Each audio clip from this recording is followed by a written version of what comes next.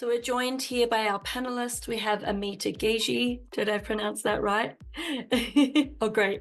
Bharat Chola, the director of RBS Intellect. Soon Lim, our regional director and licensed migration officer. And myself, Jade, the regional manager partner for Victoria in Australia. So I'd like to hand you over to Bharat to start the presentation and welcome everyone. I just did also mention at the beginning, if you have any questions, please pop them in the Q&A chat. At the end of the presentation, we'll have time for questions. Thank you. Great. I think I'll take a few minutes and I'll ask Amita to give a brief about yourself for 30 seconds and then probably from Son also to what we will be talking about. So over to you, Amita.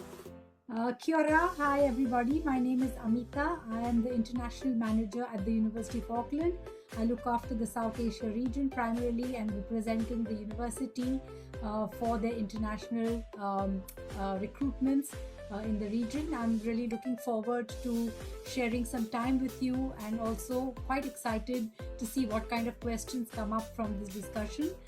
Thank you, Bharat. Thank you, Jade and Soon for being here this evening, and looking forward to the next few minutes that we spend together. Great. And Son, over to you. I think few minutes. Hi everyone, this is Sun Lim. I'm based in Auckland. I'm a licensed immigration advisor. Later I will talk to you through about the visa eligibility. Great. And I think, can I ask Jade, I know you're in Victoria, but it will be great to have your brief background because you're from education for a long time. Yes, I entered into the industry in 2010, and so I've worked in the Australian market and the New Zealand market in international recruitment, predominantly in the Southeast Asian market, but also had some experience in the Latin market, the Western Europe market, and looking after colleagues in the Japanese and Korean markets as well. I'm a recent partner of RBS Intellect, and I look after the Victoria region for the company. Thank you. And I can add here is that Amita, Jade comes from ACG Group of Schools Past, so she have a bit of flair of where we are. So great. Thank you everyone for joining in. Again, we are expecting more people to join as we have a good number of registration and we are seeing people from multiple countries. Now coming around, I always start this discussion that we are talking about New Zealand today, so we'll not talk about any other country. And we are talking about why and where and what are the benefits of studying in the University of Auckland. So as we all see the slide, New Zealand is one of the excellent education system. We are a Commonwealth country, which means that we are following the British and OECD system, which we go in. All the universities are in top 500, and you have University of Auckland today, which is in top 100. We're talking about 65 ranked university globally, but then individually they have a lot of other rankings which are below 50 even. Again, University of Auckland has the largest university of New Zealand, multiple courses, multiple range, more than 1,400 plus qualifications and courses and programs, multiple campuses. What we are seeing is that we have a lot to offer with us today. And at the same time, with New Zealand itself, 5,500 qualifications, a well-structured way of study and teaching, and at the same time, a good post-study work options. While you finish a course and while you study, you can work part-time for 20 hours, depend upon in your break, you can work up to 40 hours or more than that. Again, your visa allows that. In terms of New Zealand, we are always recommended as a top 10 safe places to go in the world. I know Jade will say Australia is much better, so we have always competition with Jade going on. That is Australia better or New Zealand better? But we are into one of the safest side of the world, which is kind of growing and again, a lot of abundance of resources. It's a peaceful at the same time because we don't have any land locked with anyone. So we are in island country, which is kind of making a lot of positives and benefits for students to come in. Now, in terms of life, we always call it's kind of a country where you can raise your family and kids, and it's good to start your career. A lot of students, ideally they start the career and they move to Australia or US, depending on their business work or their startups if they start in. And I believe University of Auckland have one of the best startup support structure or entrepreneurship structure also, which Amita will be talking about. So, next slide, Jade, if you're okay. So again, we will talk about brief about what we do and what courses we offer. But before we go into that, New Zealand offer studies in all the areas, which is PhD and starting from certificate. But the only difference what we see compared to Asian destination or other destination, we call them as a level. So if you're talking about a PhD qualification or a doctoral degree, it's a level 10 qualification. When we talk about masters, it's a level 9.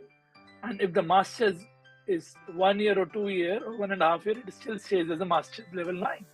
But if you're going for a 1 year study at a postgraduate level, we call it as a PG diploma or a level 8. Now you have a level 8 as a PG certificate, which is a 6 months. You have a level 8 as 1 year PG diploma, or you can study 4 years bachelor's, which is the honors qualification, which is treated as a level 8 qualification. Now this level 8 or level 9, these levels will come handy when you will see the post-study work options, which Son will be talking about today. Now, if you do a bachelor's or a pre-master's or a certificate qualification at a undergraduate level, which is foundation years of master's, we call them a level 7, which is a 3-year qualification, but can be a 1 year or can be a 6 months qualification too. Now, if we go to a level below level 7, we have 2 years level 6, we have 1 year level 5 diploma, we have 2 year level 5 diplomas, we have 1 year level 4 certificates and diploma options. There are multiple things moving around the picture, but again, depend which qualification, what age you're coming, and what is your pathway. The levels are defined. Students with the age of 25 can do masters, but they can also do a graduate level diploma level 7 also. So we'll talk about how things go and what happened and how you should choose the qualification going in. Now, and again, with the schooling level, we have level 1, 2, 3, which is NCA levels. Now, next slide, if you're okay with it. Wow, and this is where I hand it over to Amita. Amita, over to you, and I believe you can take the presentation forward and we can switch the screens. But in the meantime, while Amita comes and takes the presentation, I'll recommend everyone, if you have questions, please add to the Q&A box. We will be answering questions accordingly. It will be a webinar. You're not allowed to speak, but please put your questions in the Q&A box so that we can answer as and when we finish the presentation with Amita.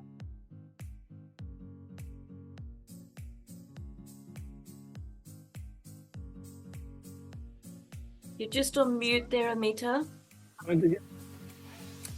Sorry about that. I hope you can see the slide now. Can you see my screen? Okay, Tēnā koutou katoa. Hello everyone. Haere mai. A really warm welcome. And I'm really glad to see so many of you registered today, and wonderful that you're taking the time. And yes, do please post your questions, and we look forward to talking to you about whatever you want to know. So just a little bit that Bharat has already spoken about New Zealand, Auckland, why University of Auckland. But most importantly, give me a thumbs up if you've heard about how beautiful New Zealand actually is, right? You would have heard about our beauty. It's a breathtaking country, wonderful landscapes, great outdoor lifestyle, but also it's got a very progressive kind of political system and a progressive way of thinking, and it's a really enviable lifestyle, and that's why we find a lot of people selecting to come to New Zealand over other countries because of all of these really good reasons. And what makes us really stand out is our multi-dimensional culture. So we have the Maori or the New Zealand indigenous people, and their history is well connected even today in what we do. So it's their tradition, it's the language, it's the arts, it's celebrated throughout. And this culture, this worldview is very central sort of to our identity as a people. So we really look at guardianship as a really strong value. We look at a sense of connection, the Whanawangatanga and the Manakitanga, which is really about hospitality and kindness. So this Te Ao Maori, which is like the Maori worldview, is very well embedded into the daily lives of people. So whether you are studying or you're working or you are just living here, all of that becomes really, really important. I don't know if you have access to just answer this, but I'm really curious to know if you know what is the Maori name for New Zealand. it means, it translates as land of peace and water, long white cloud, or two green islands. If you can do A, B, or C, if you are on those chats and you can do a quick A, B, and C, I just want to give a sort of shot to see what it is that you might think. You don't answer for me for sure. Okay. So it's called the land of the long white cloud. Okay, that's what it means in Maori, Aotearoa. That's what it means. And anyone wants to tell me what the capital of New Zealand is? Because we have a lot of people confusing this. And so the capital actually is Wellington, but Auckland, which is called Tamaki Makaurau, is one of the largest cities in New Zealand. And as Bharat mentioned, it is regularly ranked as one of the most livable cities. And for many reasons, one of them is the peace, that it's a peace-loving city as well, but it's also got a lot of fantastic features. And apart from being the largest city, I think it's also the commercial hub. So when you come and study in Auckland, you are bound to get those, part-time work, etc. Makes it so much easier because you're staying in a very vibrant capital, a vibrant commercial city. I had a little video which I can't play because I don't have the sound. So I'm just going to go straight to talk a little bit about the University of Auckland. So we are a comprehensive university, which really means that we cover almost all of the different subjects through our 6 faculties. Over 140 programs are offered. We've got 2 large research institutes among many others, and all of the facilities that we have are really state of the arts. So the students who come and study with us will be studying in a very modern, in a high-tech learning environment, supported by the best minds and very approachable lecturers and really experts in their field. So it's a fantastic experience when you come and study with a university that is of this caliber. Rankings. So if you talk to anybody from University of Auckland, we can't stop talking about the rankings, because we really are, because it's not just about the ranking. There is what goes behind it is the academic reputation, the employability reputation, the faculty, the citations per faculty, because we are really a research university, the international faculty ratio, the student ratio, the number of students that come in. All of that contributes to making us 65th globally in the QS World Ranking. We are also first for sustainability in the top 1% in the world. We're the first in the Oceania region, and we really have a very high impact or social impact on what we do. So it's a fantastic institution from that sense. And apart from being in the top 65th globally, we also have some of our subjects which are in the top 50, some are in the top 100, and definitely a lot or most in the top 200. So we really have some amazing options for students, some great disciplines where you will find some of the greatest minds and the best technologies working together. And really it's about how we are looking at the greatest challenges and solving those challenges. It's an institution truly of higher learning, of higher impact and research. So whether it's climate change, whether it's sustainability, technical and scientific research, social equity, we resonate all of this at a global scale from a university perspective. So a really good opportunity for those of you who are thinking of coming to University of Auckland. All of this is going to be very familiar to you and at your doorstep. So really I want to just touch a little bit upon graduate employability, because students are often concerned what happens next. Because yes, New Zealand is a very beautiful country, but people often are not able to we're not articulating enough about the opportunities that are available in New Zealand as well. With the qualifications that you have at the University of Auckland, you will always be learning in an industry setting. So you're really set up to get to the next stage of your life after you've finished your qualification with us. All of our qualifications are recognized globally, and we are the 68th worldwide in terms of our graduate employability ranking. And from a university perspective, if you look at employment outcomes, That was a QS survey done across the different countries, and they give it a point system, and we are the highest ranked against Canada, United States, Australia, and United Kingdom. So lots of opportunity after you've finished as well. So we are the most innovative university in New Zealand. 33% of all the research that happens in New Zealand happens actually at the University of Auckland. So you can imagine the kind of minds that come together to bring this statistics to you on a piece of slide. We've got over 6,000 academic and professional staff working behind the scenes. For the students, it's an amazing opportunity because you have over 250 clubs and societies. So really your social life is also taken care of. You can come here and find your spot really quickly, no matter where you're coming from. You will find that little niche within the university that you can call your home or your special place. It's not difficult at all. It's a very, very welcoming environment.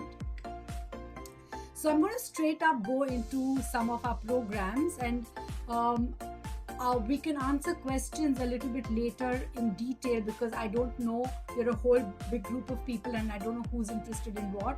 But our engineering faculty is really one of our flagship faculties.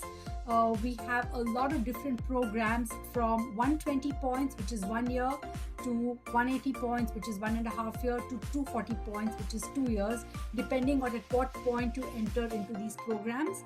I think it's a world-class education within the engineering faculty, and our researchers are absolutely leading in the world on some of those developments across this discipline. So it's a fantastic opportunity. You can see that we cover a lot of different specializations. So from chemical and material engineering to mechatronics, sustainability, resources. So all of our programs, whichever faculty you will go into, you will always have an option to have a sustainability lens, but most of what our teaching and learning does happen through that lens in any case. So a lot of specializations available for our students to select from. So it goes on. So you have a lot of them are interdisciplinary. So if you're doing biotech engineering, you're probably taking some papers from the science faculty and some from the engineering faculty. If you're doing software engineering, you might be taking some from the School of Computer Science and some from engineering. So we've got a lot of cross-disciplinary work happening within the faculties. So a whole range of programs for those of you who are interested in engineering. We've got a lot happening. Engineering also covers design, and that is architecture and urban planning, which is again quite attractive to some people. And our business school is one of the top business schools in New Zealand, and it's also in 5% of the global schools that have the 3 Crown accreditation. So that's a quality benchmark, and it offers global credibility to everything that we teach at this university. So most of our masters will have either a taught component, will have some dissertation or theses attached to it, and you'll always have to check the entry requirements because some programs have certain entry requirements which you need to adhere to be able to get into the program. So in Master Business Analytics, which is a very, very popular program, you've got marketing, you've got supply chain management, and your fintech. So that's one of the most popular programs in our business school. I also want to alert you that our Faculty of Business has also got an International Business Masters Scholarship, and that scholarship is of up to 24,000 New Zealand dollars. So that's one of the scholarships that if you are going into the business school and into one of the programs that is attached to a scholarship, it is something that you can aspire to apply for and see where it goes. Of course, it is competitive, but you know, if you've got the good sort of marks and you've got a good profile, then of course it's something that you should look into when you're applying. You need to have an offer of place, either conditional or a firm offer, to apply for our scholarships. I'll talk more about our scholarships as we go further on a separate slide because we've got a lot more of those as well. Again, our science faculty is the largest in New Zealand. It's number 1 in New Zealand, and many of our subjects and disciplines are ranked globally. So we've got biological, health and life sciences, we've got chemical and physical sciences, geography and earth sciences, human social behavior, mathematical and computational sciences. So quite a variety of programs that you will see in that sort of space within science. Some of the very popular programs is food science. We've got a lot of students this year who are looking at environmental management, which is quite interdisciplinary, so you can be from a different background to science and coming into that program. Artificial intelligence is a new stream we are running it for the second year now, and that's doing really well too. So a lot to choose from, depends on what you are looking to do and what is of your interest.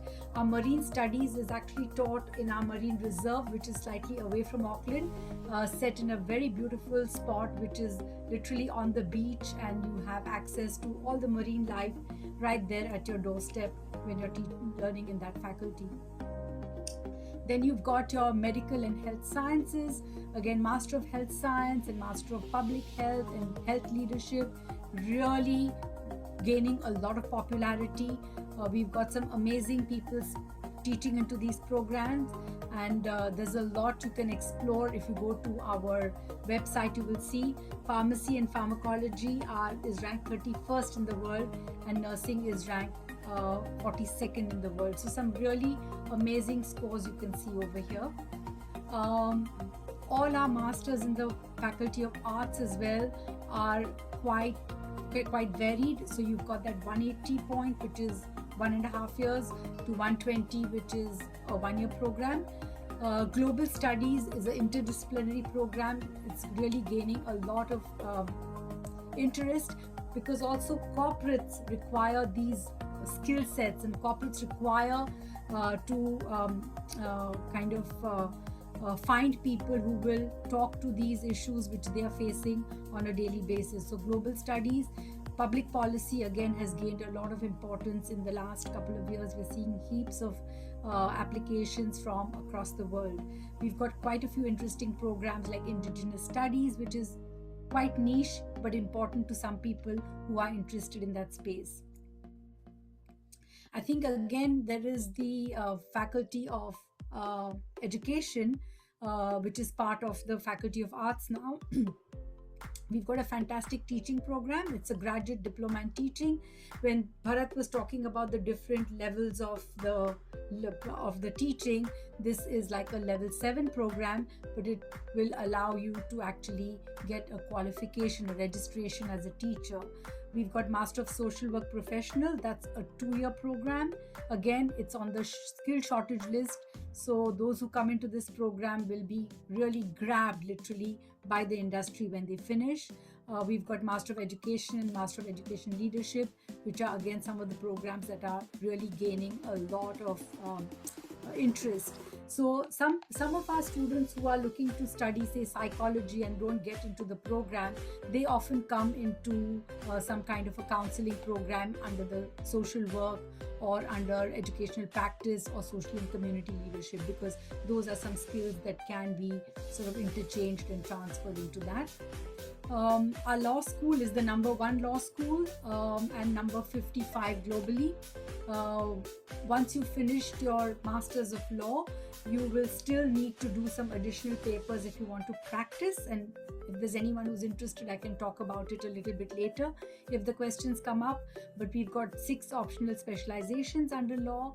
We also have a Master of Legal Studies, of Taxation Studies, and Intellectual Property. All of these are also for non-law backgrounds. So if you're doing taxation studies, you might have a commerce background and do taxation studies, and that will allow you to really get into some interesting jobs after you finish, because some of those are really valued skills. If you do Master of Intellectual Property, it leads to registration under the Trans-Tasman Intellectual Property Attorney Board. So that covers both Australia and New Zealand. So that gives you that flexibility to be having that skill that really is across both the countries.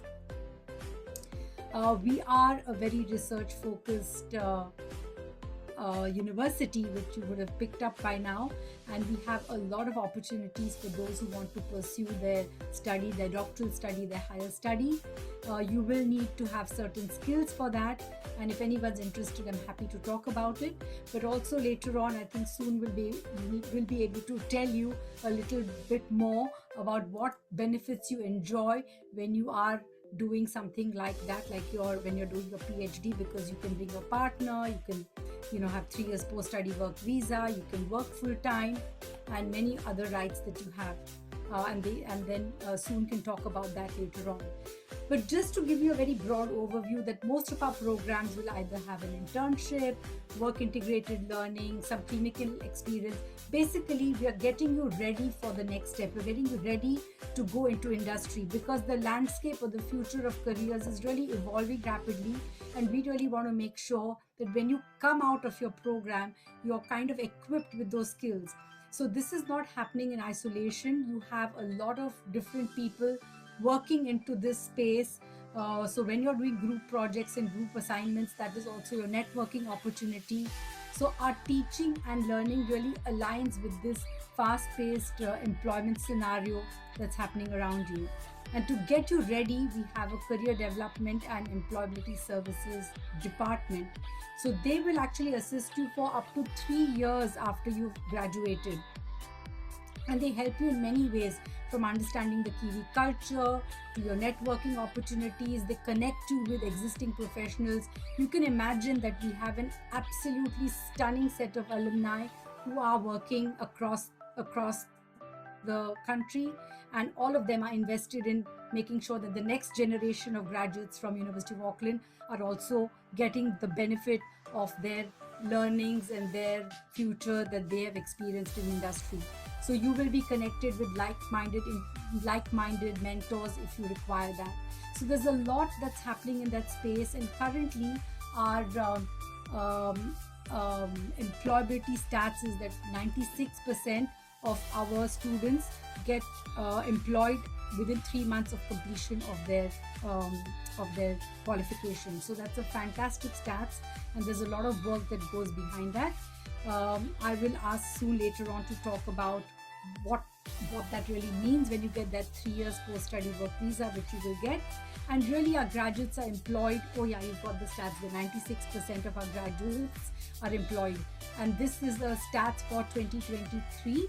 The survey for 2024 is not yet completed, so we'll update that when we have, but it's probably more than this, if anything. So we've got some amazing companies that work with us, are regularly taking our students in. And if you want to know a bit more about what careers are available, there are some general websites that you can go to and have a look. I'm just going to spend 2 minutes in talking about our extensive range of scholarships which we have for international students. I would of course recommend that you review the scholarships page so you know what the requirements are. The scholarships are usually open for 6 weeks. You need to have an offer, a firm offer, or you need to have a conditional offer to apply for the scholarships. So they're very generous scholarships. We've got quite a few spots over there. We encourage you to please apply. We want to give these scholarships. We don't want to keep that money. We want to give it to you. So please apply for scholarships when you are suitably prepared for it. We've got an amazing student support team as well. So when you come here, you're not a stranger, you're not alone. You've got a 24/7 number that you can reach out to. There's a fantastic orientation when you arrive, and we've got a lot of initiatives that will help you in your journey to settle down from the time we receive you at the airport to the time that you will graduate. There will be many touch points where you will see the support that you receive. Any information that you require, any support that you require, there's always someone right behind to help you through that journey. So I have a question, if you guys can still answer. So we've got, what is the global ranking? Is it 65th in the world, number 1 in New Zealand, or top 10 of Oceania universities? And if any of you are answering those questions, I hope you're going to answer D, which is all of the above. So really, I want to say that thank you so much for joining us here today. If you really want to experience the most interesting lifelong friendships, if you want to bring your learning into practice, if you want to imbibe values of sustainability and care for whatever you're doing or want to pursue, you want to give a creative flight to your ideas and truly just be the best you can, well, come to University of Auckland. It is, I promise you, it's a transformative journey. They say a journey of 1,000 miles begins with one step, right? So let's step into that. So I really hope that we can see you on campus, and I'm really eager to sort of talk to you guys and answer your questions and find out what you guys want to know. Great. I think thank you, Amita, for that. Jade can share the remaining slides. What we'll do is that, so thank you everyone for putting the questions. Within 2 minutes, we'll be getting through all the questions. I think for a lot of students, we want to cover a few things altogether so that question may not come in. It is around the post-study work, right? So Sun, do you want to take these questions and we take the questions after that for every student? Okay, I think most of you will be very, very interested in the what is your work rights after your study. Okay, basically, if you look at this chart, if you are doing level 7 non-degree, if you're doing not a degree like graduate diploma or any lower qualification, and it is on the green list, then you are eligible for post-study work visa. Minimum 30 weeks of study. For example, level 6 construction is a 2-year study, so you get 2 years post-study work visa.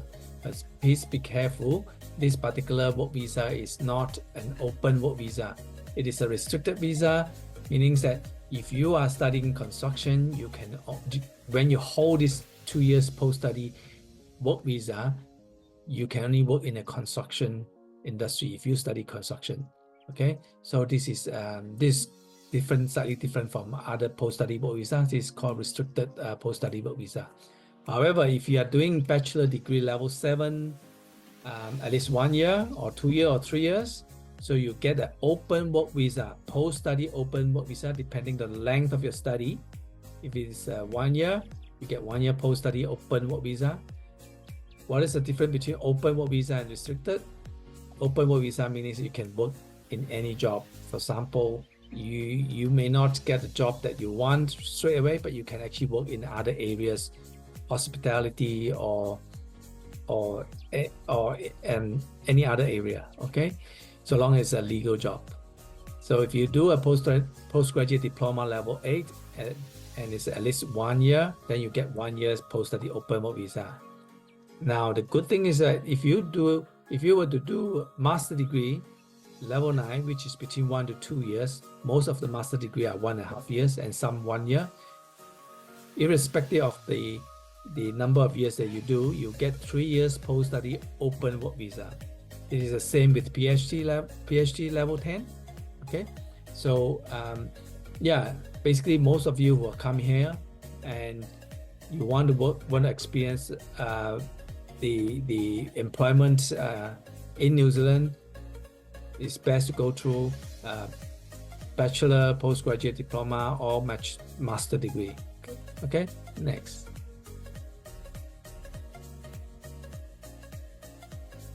Next. Jade, can you go to the next slide? Yeah, next, another. Okay, we're going to talk about residence, and most of you will be very interested. What happened? After you have your post-study work visa, what are you going to do?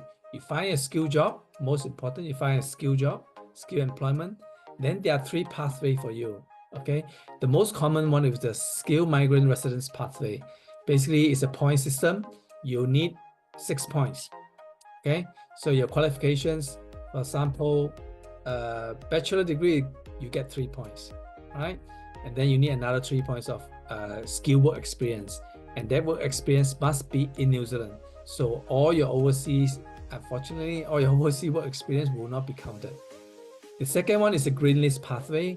Green list pathway, they don't look at the points at all. So long as you meet the requirement on the green list, then you're eligible to apply for residence. There are 2 tiers, 2 types of green list. One is tier 1 and the other is tier 2. Tier 1 means that once you meet the requirements, tier 1, immediately you can apply for residence. It doesn't have to wait. You don't have to wait. Okay. But if you're on tier 2, you need to be working in New Zealand for at least 2 years. Okay, so there are a lot of occupation that's on the green list, including some occupation that does not require bachelor degree. Okay. Great. One, I think Son, Yeah. Son, sorry, I'll just interrupt because we can go to the question. You can see the Yeah. question numbers are increasing. Yeah. It'll be easy to answer this. Yeah. I think it'll be a lot for Amita also. But again, Jade, we can move to the next slide because the slides can be open while we are using it. Is that okay? yeah, So Jade, yeah, go ahead. Yeah, this is another graphic information of how you capture all our 3 pathway: skilled migrant, green list, and care workforce. Okay, so again, if you can, I don't know whether you can see it or not, depends on points. You need 6 points. PhD, you get 6 points. If you do master, you get 5 points, and you get 3 years post-study work visa. During the 3 years, you only need to gain 1 year of skill employment in New Zealand. Once you have that skill employment in New Zealand, you get another points. 6 points, then you can apply for residence. Okay. Of course, there are other conditions as well. We will talk about that later. So similarly, for bachelor degree, you get 3 points. You need to gain 3 years skill work experience in New Zealand. All right. Now I already talked about green list. So same is tier 1 and tier 2. We'll go to your questions when we will answer that. Okay. Next. All right. Q&A. So over to you, Jade. I believe you want to start the questions or you want me to start? Yes, I can start with the Q&A questions. So we have first question, looking for a scholarship for Masters in Civil Engineering program. What are the requirements for them? And you may have already answered this one, Amita, I believe. Yeah. Yeah. So I will just talk about the way the scholarships work. So when the scholarships are open, they're all merit-based scholarships. So when the scholarships open, all of the students who are seeking a scholarship, there will be the requirement in each scholarship has its own. So if you go to a scholarship place, if you meet the academic requirements for the scholarship, so basically you've got to be a bit more than what our basic requirement is from your GPA perspective. You have to have a letter to say, a cover profile to say why you should be chosen for that scholarship. You submit that with your offer letter to the scholarship portal. In the scholarship portal, you can apply for more than one scholarship. So if you see that you're eligible for more than one scholarship, apply in the same format to the scholarship. At the end of the 6 weeks, all of those applications go to a scholarship committee. They will evaluate the scholarships, and if it's 15, 20, 30, whatever is the number of scholarships that have to be given to that pool, they will be given according to merit. So if you have, for example, I had a situation where there were 2 students with probably exactly the same kind of profile. One was in semester 1, one in semester 2, and I think they were cousins or something. One guy got a scholarship. In semester 2, the other guy didn't get a scholarship because in the pool of scholarships, there were better people. So it will always depend on the pool of scholarships that comes in the cohort that you are actually applying for the scholarship. I hope that answers your question. So you have to have the requirements, which is your academic requirement. You have to have a cover letter to say why you're deserving and talk about everything that you've done around it. But based on these criteria, mainly merit is how the scholarships are awarded. There's no guarantee to get a scholarship. Great. Thank you, Amita, for that. I think by the time, Jade, you're seeing the questions again. Son, if you can see some questions, you can answer. It'll be great. I'm answering some questions. So save the time. The next one I have from Imaraj.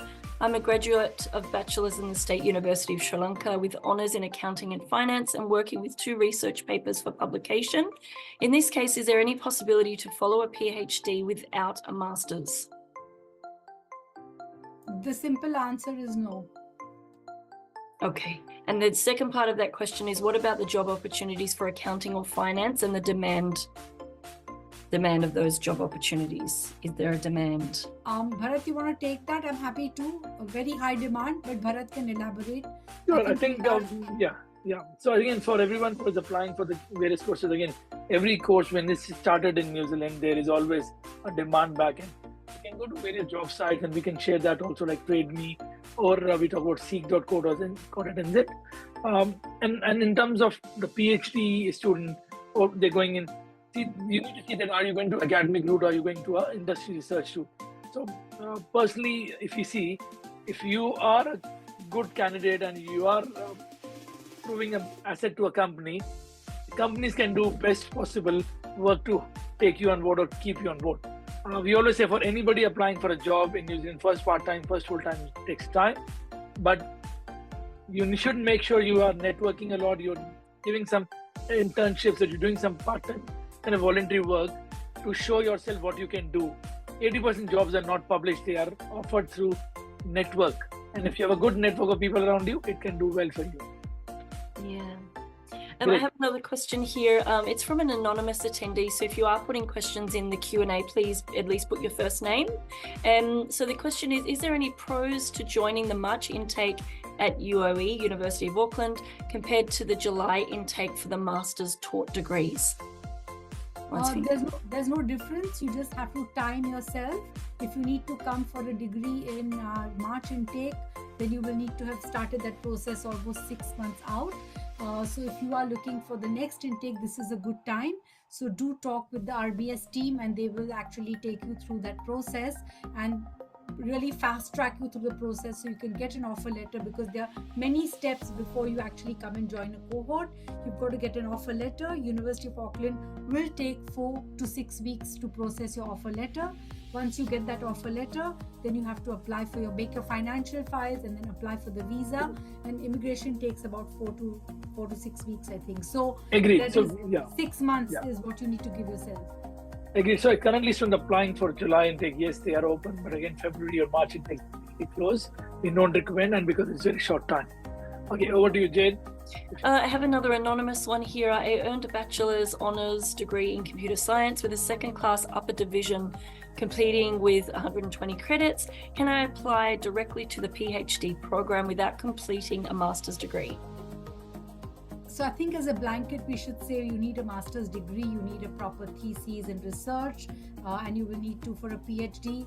We have a lot of applicants, so it's competitive as well. So if you're having a big glaring gap, unless they will not accept it. So you will not meet the academic criteria to come into a PhD if you've not done your master's. Mm-hmm. And so the gap between when you've completed your master's and when you're applying is approximately what would be the maximum amount of gap? There is no, it doesn't matter. Oh, the gap is okay. If you finished your master's many years ago and you've been in industry, but you're in that field of study, or you're publishing something and you're working. So we have quite a few mature PhD students who have come into the PhD program after quite a big break, and that's not a problem if they're the right fit. Okay, great. That answers our next question. That was a question from Sana, so that should answer your question, Sana. I can add to that is that just that if you see the policies of Australia currently are very different to New Zealand. So students above age of 35 getting a post-study work options are limited. And if you talk about residence pathway, the age bracket is limited after that too. Whereas for New Zealand, you can study till, we've got a recent student at the age of 63, but for the residence pathway, anything above 55, you can't apply. So ideally, you need to plan something. If you're around 50s or 45, you still have ample of time to go through your pathways if you're looking for a residence pathway. I believe Sun will agree to me on that. What do you take? I have one from Ujwal. I'm a student of Bachelor of Honours in Hospitality. Can I do a Master's in International Business or like an MBA? Will it affect my visa while I try for another course in New Zealand? Okay, Son, now do you want to answer or should I answer, I believe? Yeah, I think so long as the university accepts your application and allow you to do master in international business, there's no reason why it should affect your visa. Visa is mostly they will look at your bona fide and the fund. Okay, it doesn't matter what course that you study. I think Ramita, do you want to add again? I believe depending on the case, we can only suggest. Yeah, so master in business, international business, will look at what you've done in the past and might have certain requirements. So when even though you've done hospitality, they will look at what courses you've done behind that, and then you will have to also meet our GPE, which is the grade point equivalent, and the English requirements. So if you met the entry criteria for the program, then you will be able to come into the program. There's another anonymous question here. Is there a scholarship for Indian students and what is the eligibility? May have already covered this one, Amrita. We do have one. We've got the India High Achiever Scholarship. It's 20,000, and yes, it is. We've got quite a lot of scholarships that we award every year.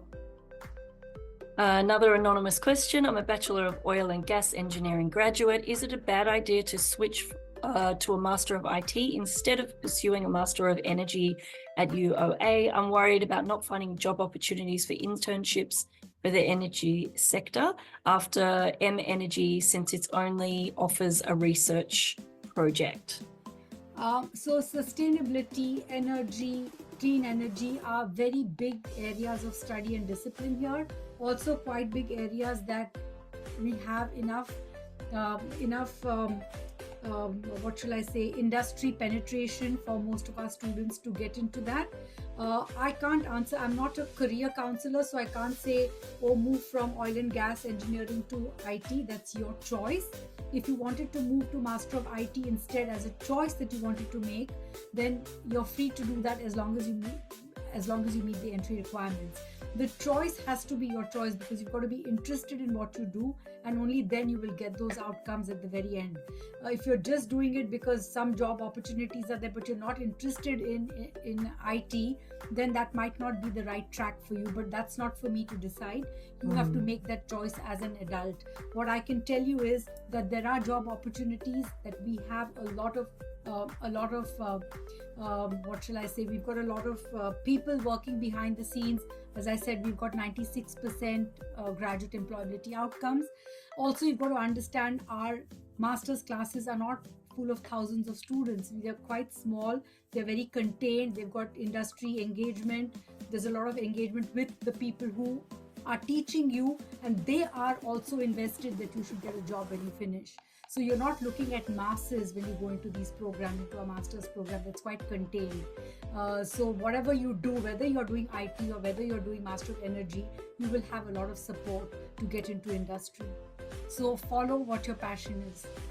Yes, fantastic advice. There's a question here from Anonymous. Please provide the point of applied finance. And it seems that there's a couple asking for the same Masters in Applied Finance. You're just on mute. Yeah. If it's a PhD, you need to go to the website. There is a way to apply for a PhD. You need to have a supervisor. You need to present what you'd like to do your thesis on. So that's a process you will have to follow. It's a 4-stage process, and you'll have to go to our website and follow that process. Bharat will be happy to share the link with you. So that's something that you will need to then see how that goes. The other question was what? Master of Finance? Yes, that was the same question in Applied Finance. Yeah. In Applied Finance, also very popular program, meet our entry requirements. The huge opportunities. It's a fantastic program. Right. I think just want to add for PhD, all the questions, I know there are a couple of questions coming in. So for PhD, we'll recommend to refer to the university website because it is more between the supervisor and the candidate, how to address and how to get the proposal done. The process is 6 to 9 months, so it is not immediately one-day process, and it is not managed by international department. It is always, supervisor gives you later. Yeah, what I'd like to say is that there's no intake. Every 3 months we take students from PhD. So whenever you start the process, you may be lucky and get a supervisor really quickly. It might take some time, but there are teams that help you with your proposal as well. So there's a lot of support because we are a research institute and we do want to support good PhD candidates. So please go to our website, and if you need any help, RBS Intellect will be always there to support that process and help you through that process. Because sometimes we get the query that can you help us to write a proposal? So that is something we don't do it because this is where it is a very important. The student have to write the proposal. Otherwise, it doesn't look nice, and we at RBS don't support writing any proposals or synopsis for the PhD candidates. So we do help for the visas. Also, you'll be interviewed by the supervisor. Yeah, so okay, that's giving because a lot of questions are there with easy answer is there. Okay, over to you, Jade. I have a question about how students, I believe this is for soon, how students find out which fields are in demand in New Zealand to decide which master program that is going to be the right fit. Yeah, I think Amita already answered partly that. I think most important is that your area of interest, and if you really want to find the demand, the area that is the jobs that in demand, go to the green list. Green list, we have a list of order, but the reason they are on green list because these jobs are in demand. Okay. Great. I have one here from Mohammed. He holds the Masters of Computer Applications from Bangalore University. He has 7 years of experience in academic and IT industries, looking for a teaching assistant or funded master's PhD, does not have any language proficiency test as yet, and would like some guidance. For anyone who's doing a PhD, it's the same. He was to a master's? He was to a Yeah. PhD, right? He was to a PhD. So you will need to actually go to the PhD link and see what is there. You will need to do your English, testing. So you have to have English ability as well. Testing is important for that. If you're looking for an assistantship in a funded master's, again, it depends on the area of study. So what happens is a lot of the PhD, if you're doing a project which has got industry funding to the university and the supervisor who is doing that PhD study with you has got a fund, they will be able to fund part of your PhD. The cost of the PhD actually is very, very cheap for our students. It is a domestic fee. So you will be paying in the region of 8,000 New Zealand dollars per year for your PhD, so which is quite a nominal amount. I don't know what that translates exactly to Indian rupees. Maybe Bharat can, he has a very quick mind that calculates, unlike mine. So it's a very reasonable cost, but even that could potentially get subsidized depending on the subject area and if there's industry funding. So the effort that University of Auckland always does is to give the best deal to our PhD students. So if you do qualify for any funding or anything, then you will get that. And in terms of getting a teacher's assistant, not for you to decide beforehand. Once you get into the program, if there is an opportunity, your supervisor will try and find those for you. Great. And I think, the fees is always, again, there are a lot of options for every student. Just to give a heads up for everyone, that guys, we will be answering questions. If you don't get your question answers, please email us. It'll be great. ID is hello@rbsintellect.com or info@rbsintellect.com, wherever you can. But yeah, we can see a lot of questions. Over to you, Jane.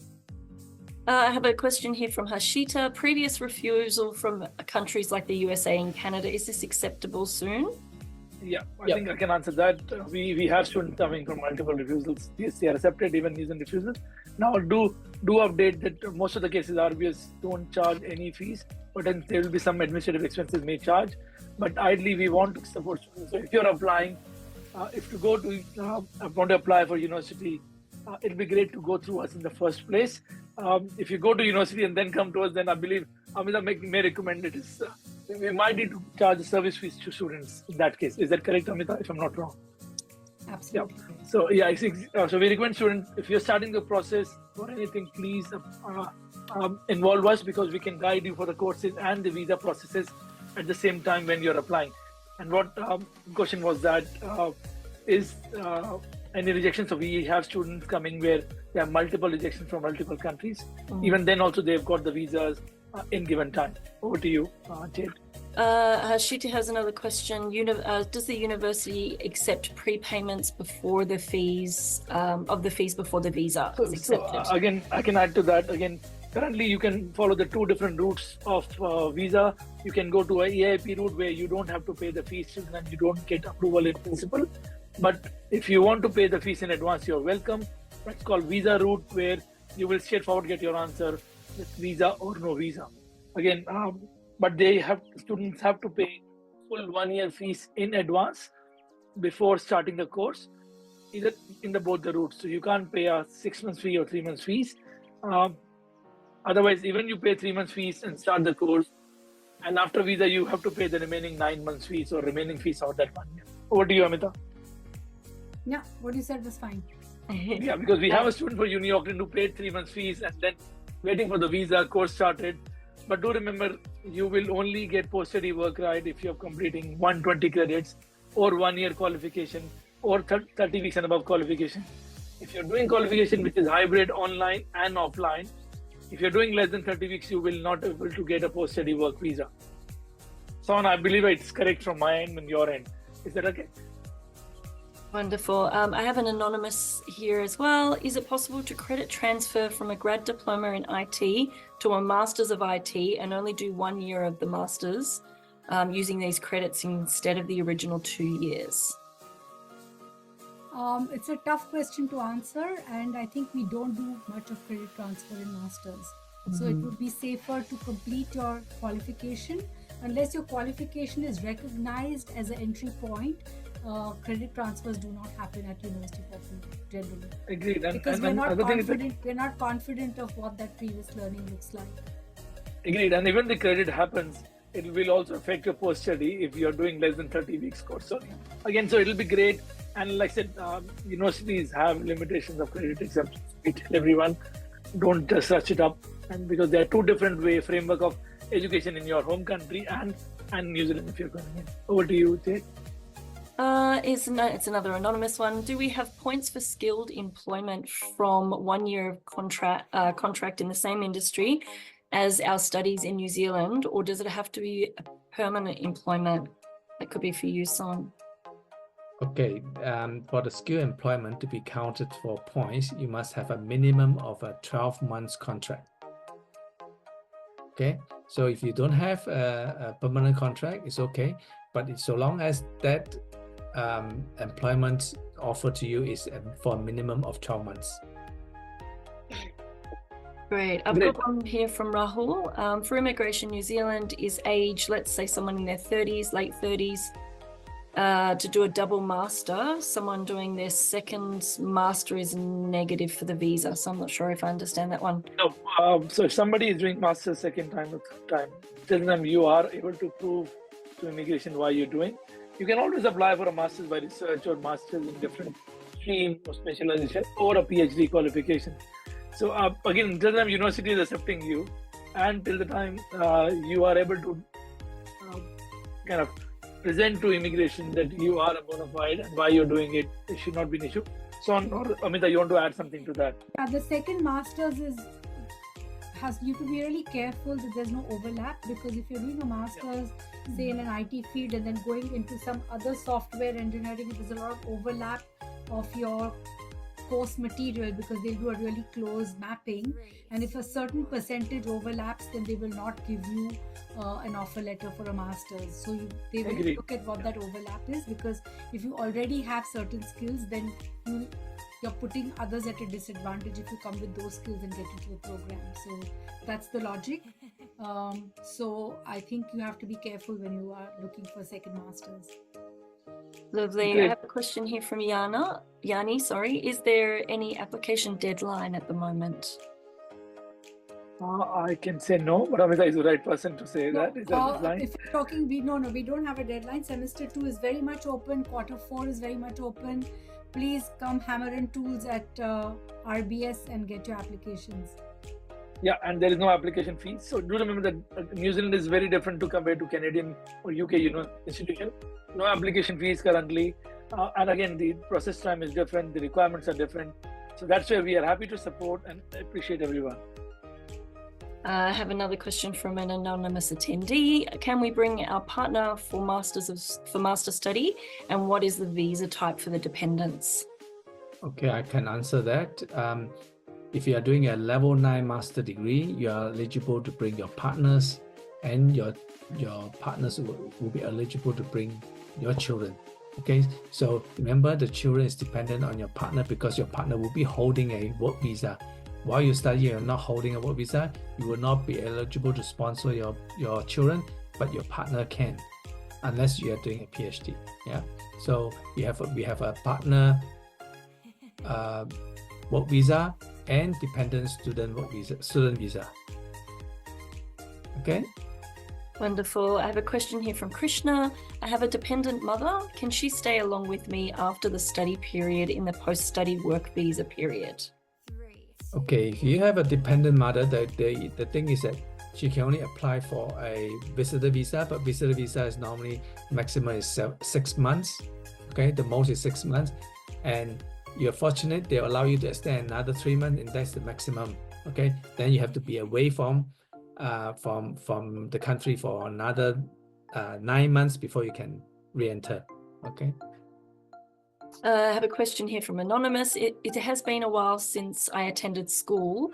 What other requirements or documents are needed to pursue the bachelor's degree? Apart from the leaving certificate.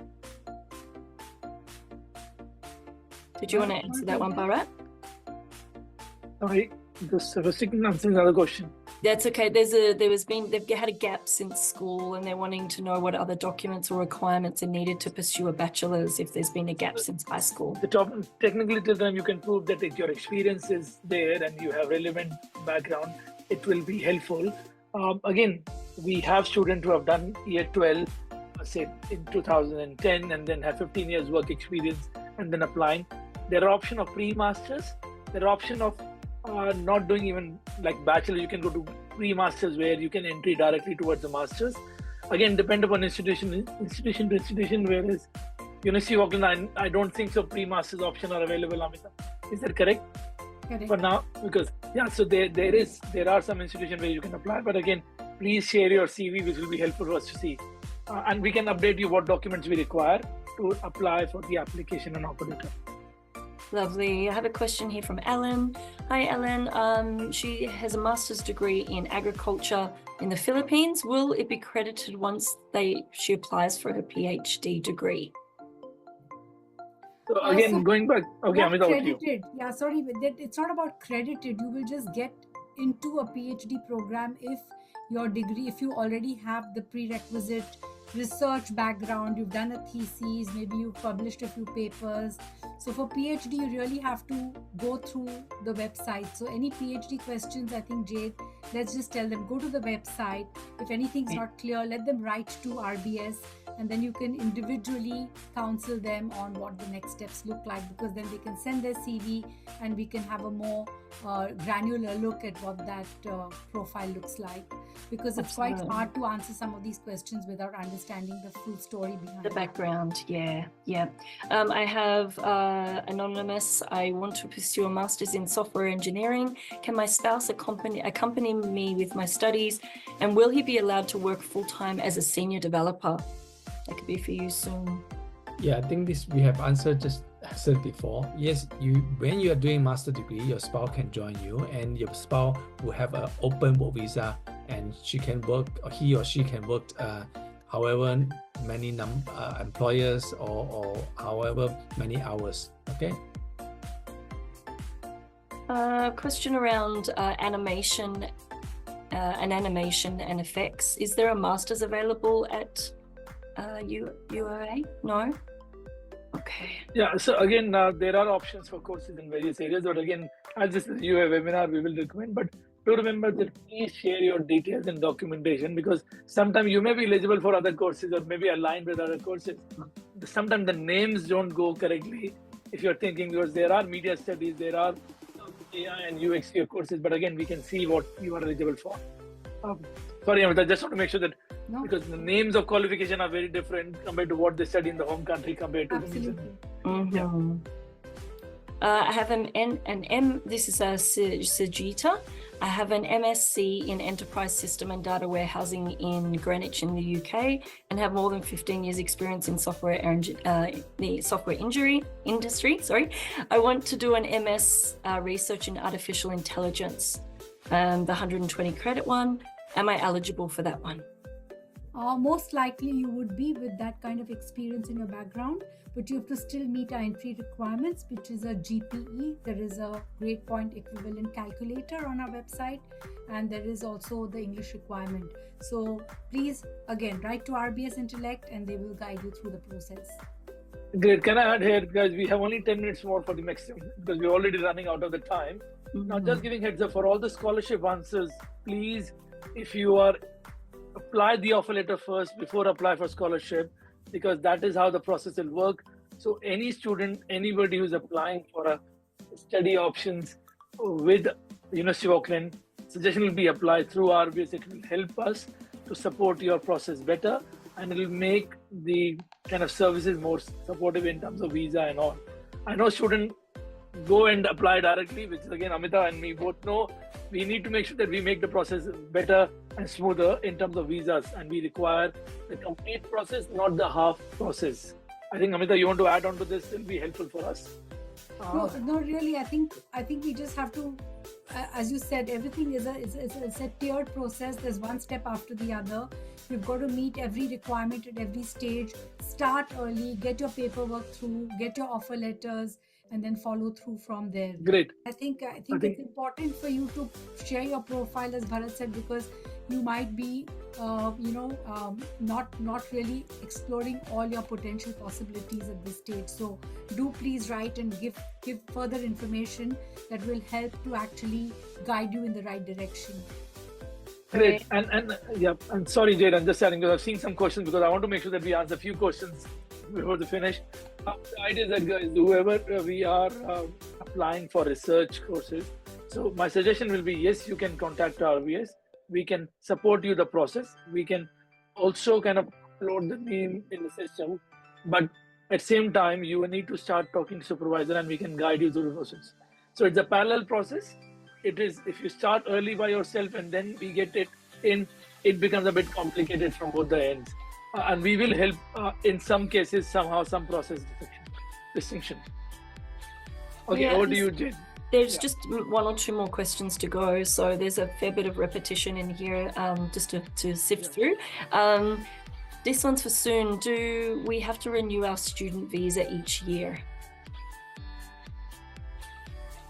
Yes, if you only pay for the first year and you only get 1 year in visa, then you need to renew or extend your visa for the remaining duration of your study.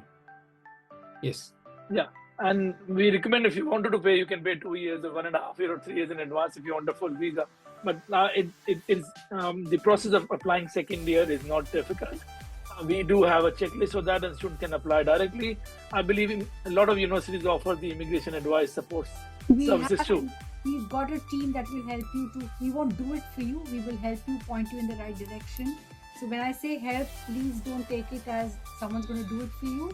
You will be guided, you will be given information, you will be told how to do it.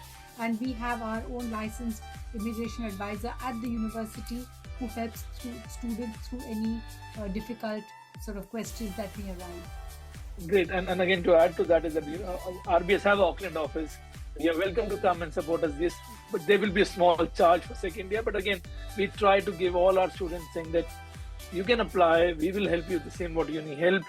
It's just if your case is complicated, like you have not attended the class and you have missed lectures, then we need to go through the separate cases. So again, Son and the team of Son will be here to help you out too also whenever you need it.